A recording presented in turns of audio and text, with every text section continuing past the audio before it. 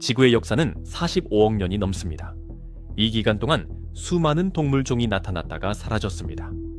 하지만 끊임없는 연구와 중요한 발견을 통해 과학자들은 이 고대 동물들 중 일부가 여전히 존재한다는 증거를 찾아냈습니다. 깊은 바다부터 외딴 숲에 이르기까지 멸종된 것으로 알려졌지만 오늘날 살아있는 여러 동물을 소개해드리겠습니다.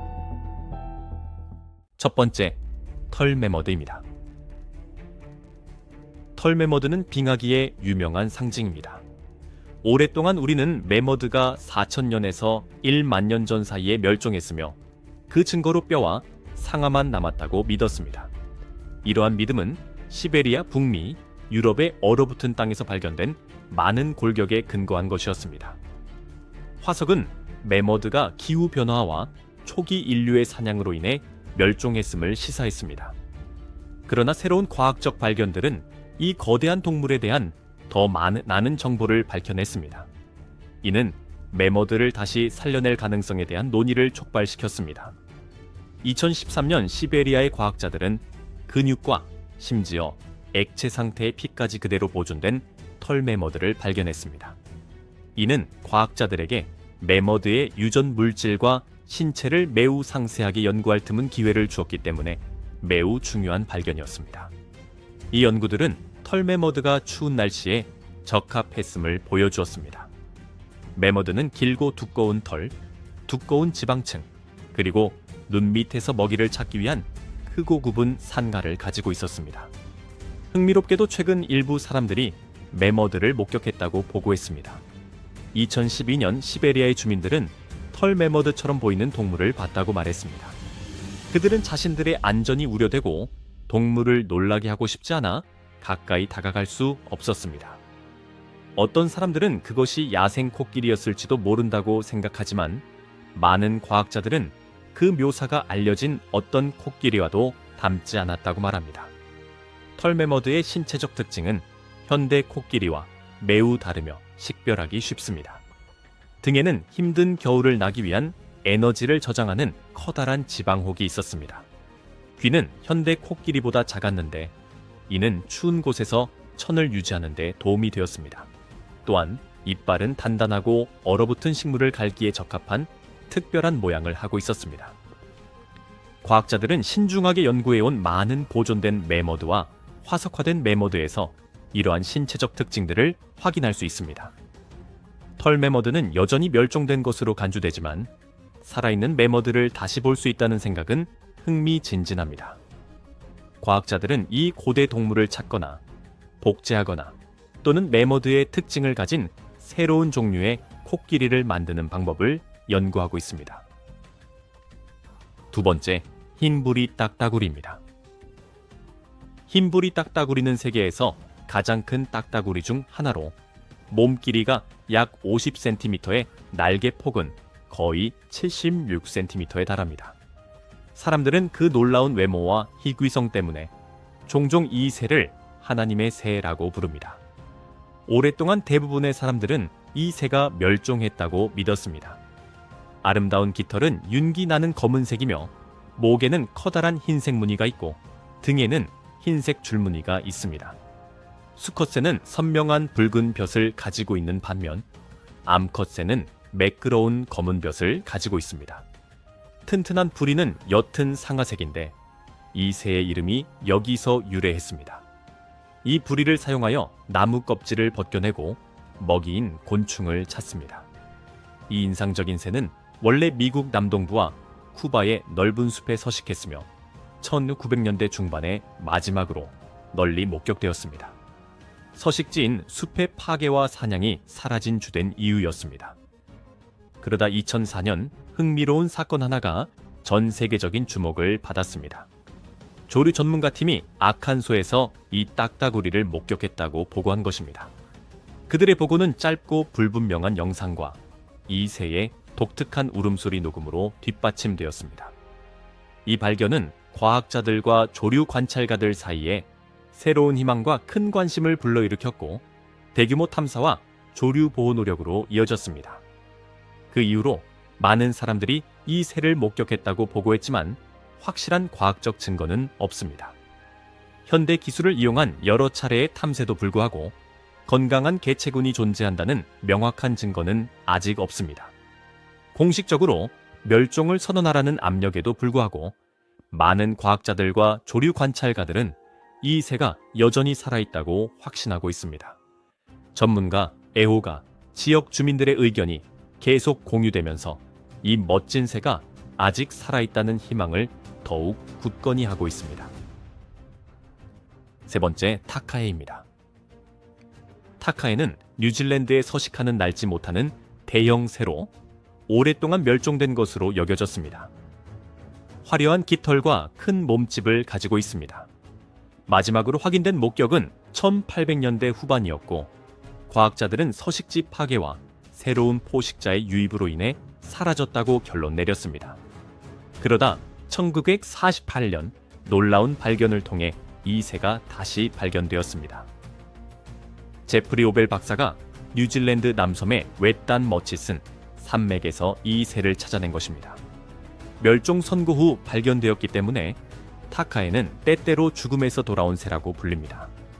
조류 전문가인 오벨 박사는 항상 타카해가 고립된 지역에서 살아남았을 것이라고 믿었습니다. 그의 헌신적인 탐색은 그의 팀이 산으로의 탐사 중 소규모 타카해, 무리를 발견하면서 성공을 거두었습니다. 이 발견은 자연이 매우 강인할 수 있다는 것을 보여주었습니다. 타카해는 많은 사람들의 관심을 끄는 독특한 신체적 특징을 가지고 있습니다. 키가 약 63cm에 달하는 큰 새로 몸무게는 최대 3.6kg까지 나갈 수 있습니다. 깃털은 짙은 파란색과 녹색이 아름답게 어우러져 있으며 튼튼하고 붉은 부리와 강력한 다리를 가지고 있습니다. 이 새의 커다란 발은 땅에서 생활하기에 아주 적합합니다.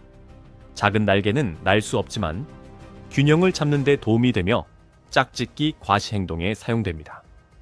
화석에 따르면 타카해는 수백만 년 동안 뉴질랜드에서 살아오며 특별한 환경에 적응해 왔습니다.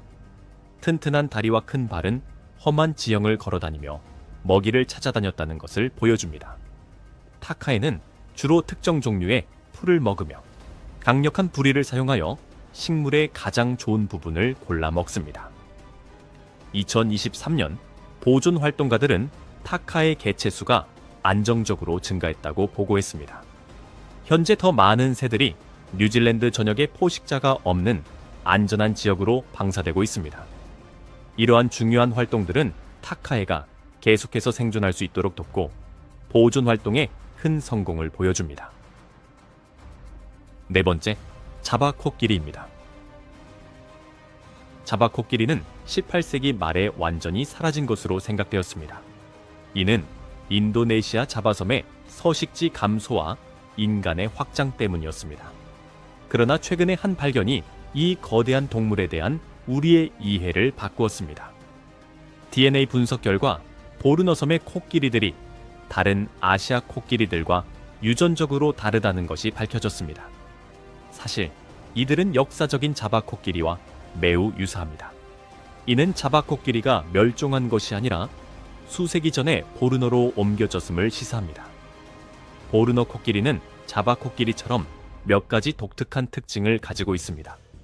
일반적으로 아시아 본토의 친척들보다 몸집이 작고 더 짧고 곧은 상아를 가졌으며 몸이 더 다부집니다. 수컷은 보통 키가 2.5m 미만으로 자라는 반면 본토 아시아 코끼리는 3m까지 자랄 수 있습니다. 이러한 특징들은 빽빽한 숲 환경에서 쉽게 움직이는 데 도움이 됩니다. 유전적 연관성은 그들의 생존에 대한 중요한 정보를 제공했습니다. 자바코끼리가 이런 형태로 여전히 존재한다는 것을 알게 된 것은 멋진 소식입니다. 안타깝게도 보고에 따르면 보르너 코끼리 또한 멸종 위기에 처해 있습니다. 당국은 이 개체군이 사라지는 것을 막기 위해 열심히 보호 활동을 하고 있습니다. 이러한 노력을 통해 우리는 이 독특한 코끼리들이 우리 행성에서 계속 살아갈 수 있는 미래를 보장하고자 합니다. 다섯 번째, 주름상어입니다. 주름상어는 매혹적인 생물이자 살아있는 화석의 완벽한 예입니다. 오랫동안 과학자들은 이 고대 생물처럼 생긴 상어가 멸종했다고 믿었습니다. 그들은 이 상어가 수백만 년 전에 사라졌다고 생각했습니다. 그러다 2004년 일본 연안에서 주름상어가 발견되면서 과학계는 깜짝 놀랐습니다. 그 몸은 고대의 기원을 명확히 보여줍니다. 주름상어는 뱀장어처럼 긴 몸을 가지고 있으며 길이는 최대 2m까지 자랍니다. 목에 있는 6쌍의 아가미가 주름 장식처럼 보여 그 이름이 붙여졌습니다. 이 아가미와 수많은 날카로운 이빨, 그리고 지느러미의 특이한 위치는 화석화된 고대 조상과 매우 유사합니다. 이 상어의 독특한 몸은 그 역사에 대한 중요한 정보를 제공합니다. 아가미의 위치나 턱의 모양과 같은 단순한 특징들은 8천만 년도 더 된 초기 상어를 떠올리게 합니다.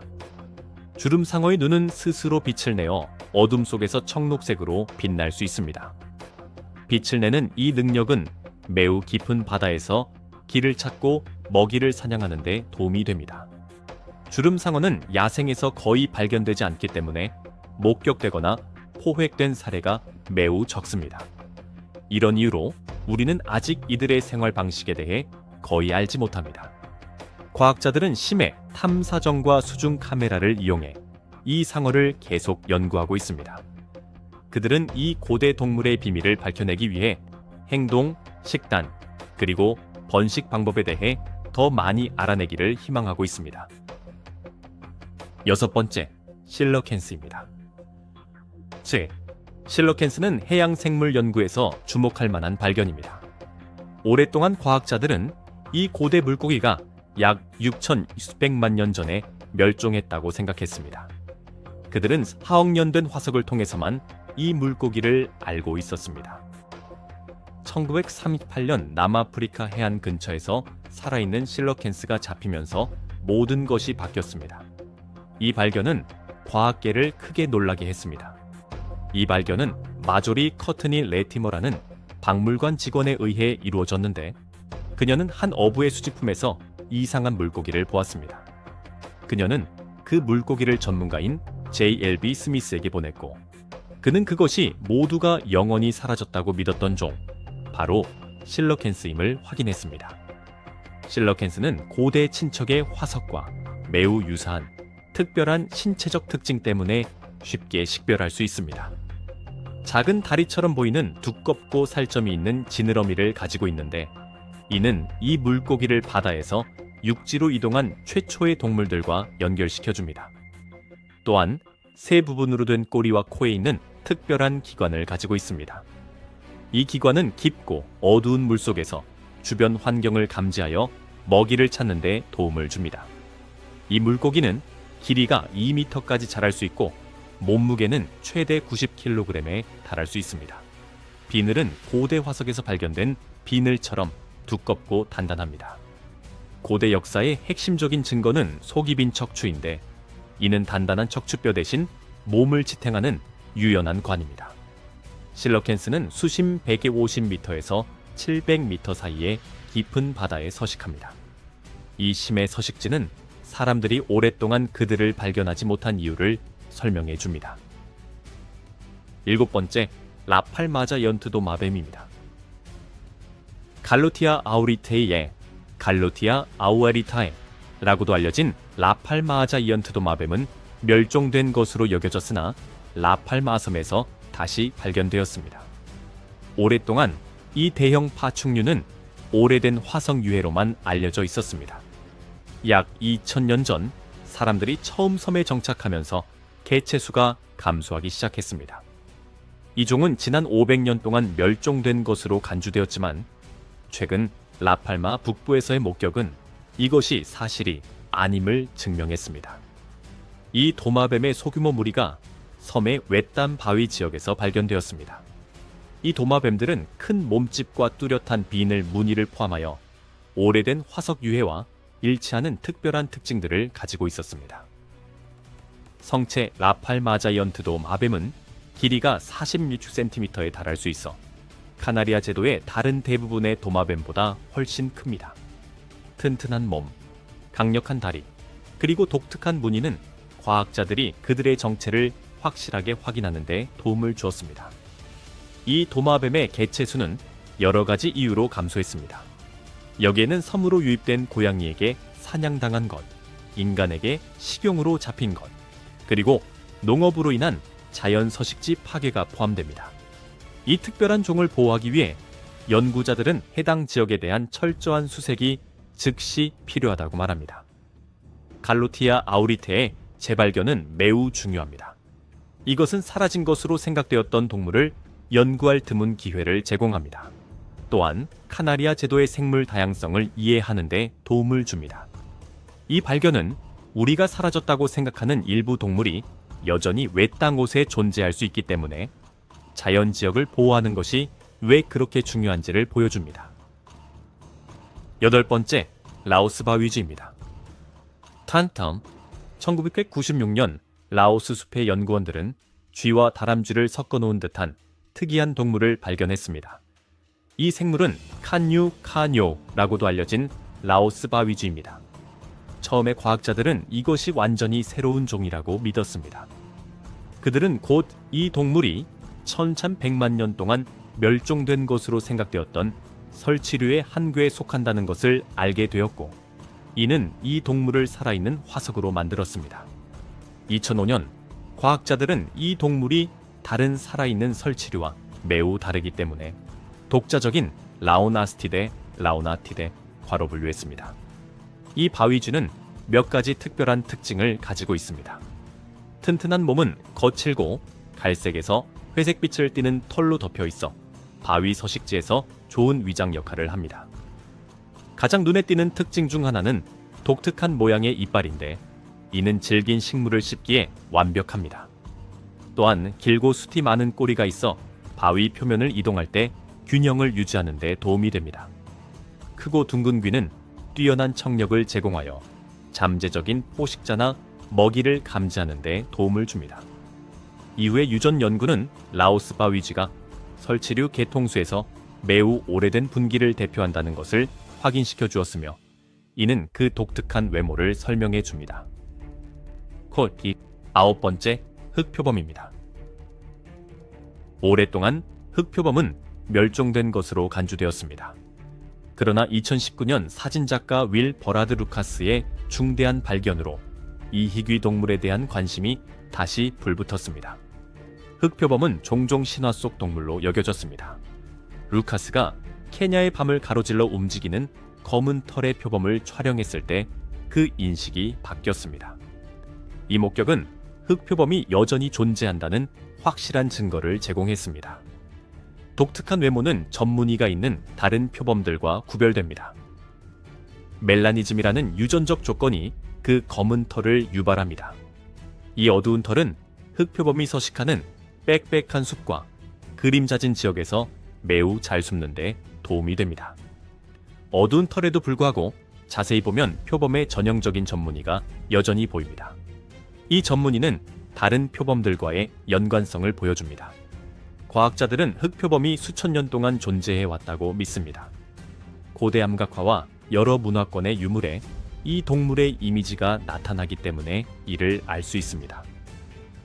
최근 흑표범 목격이 늘어나면서 과학자들과 자연 애호가들이 흥분하고 있습니다. 향상된 카메라 기술과 보호 노력 덕분에 이 동물들을 더 자주 볼 수 있게 되었습니다. 이제 과학자들은 이 장엄한 고양이과 동물을 더 잘 이해하기 위해 그들의 행동, 유전자, 그리고 환경에서의 역할을 연구하고자 합니다. 한어, 10번째 털날 다람쥐입니다. 털날 다람쥐는 더 이상 존재하지 않는다고 생각되었던 신비로운 동물입니다. 1994년 파키스탄 북부의 한 외딴 계곡에서 미국인 과학자에 의해 예상치 못하게 재발견되었습니다. 연구원들은 이 다람쥐를 찾기 위해 험준한 산악 지역으로 신속히 이동했습니다. 그들은 그곳에 사는 소규모 털날 다람쥐 무리를 발견하고 놀랐습니다. 이 다람쥐는 다른 종류의 다람쥐와 구별되는 몇 가지 특별한 특징을 가지고 있습니다. 두껍고 양털 같은 털은 추운 산악 기후에서 천을 유지해줍니다. 크고 숱이 많은 꼬리는 활공할 때 방향을 잡는 데 도움이 됩니다. 또한 눈 주위에 어두운 마스크와 흰 주둥이를 포함하여 얼굴에 뚜렷한 무늬가 있습니다. 가장 놀라운 능력 중 하나는 높은 나뭇가지 사이를 부드럽게 활공하는 것입니다. 손목과 발목을 연결하는 얇은 피부막을 이용해 이를 가능하게 합니다. 이 덕분에 다람쥐는 공중에서 먼 거리를 이동하며 나무 사이를 쉽게 오갈 수 있습니다. 이 다람쥐의 재발견은 과학자들 사이에 큰 흥분을 불러일으켰습니다. 털날 다람쥐와 같은 동물을 연구하고 보호함으로써 우리는 이 특별한 생물들이 미래 세대를 위해 우리 행성에서 계속 살아갈 수 있도록 도울 수 있습니다. 손스 겐트 11번째, 뉴기니 싱잉독입니다. 차떠, 뉴기니 싱잉독은 내는 매우 특이한 소리에서 그 이름이 유래했습니다.